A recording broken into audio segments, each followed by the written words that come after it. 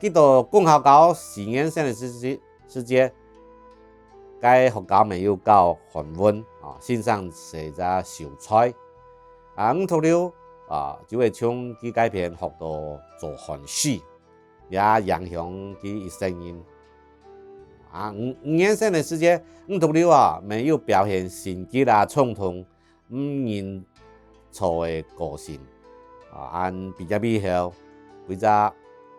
关系六家户口，就业记啥又考到总督府官员师范学校。这个师范学校看到青岛唔服日本人统治的就离开学校去祖国今咪属实青岛河洛人但是语言冇通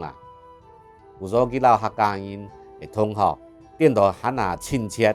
佢族群观念是安样来的。到3年生佢拄到一只东京地台出身的教授八照，讲出讲读书来时佢系当方样的，也就当鼓励5读6的读书毕业以后去到日本做出版人的毕业旅行，第改变佢对日本本土的五行猕猴留下深刻的印象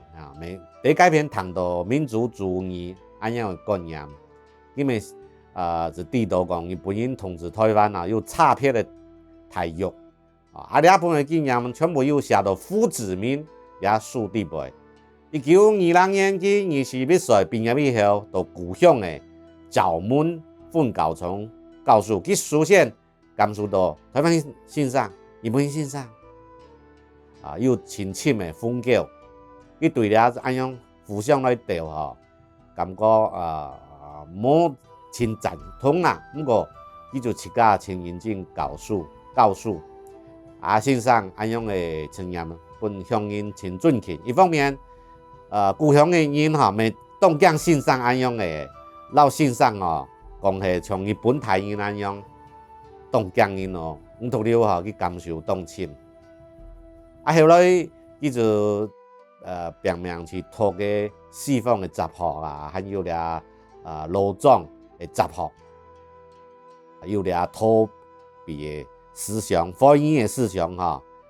第5读6的头脑地背按这个相见咪冇乜个脑背触及有时候佢咪冇乜个行动力佢就将佢全部进行台湾的教育，一旦有机会佢就发表教育改革的论文得吹动头，首先佢一直变到4府5府佢以前的庙里是天然的地方5读6韩国人为佢一家出生自佢的家先做唔得讲真研发，总讲佢因为佢一家系真懦弱啦按佢的思想咪冇彻底奇怪呢。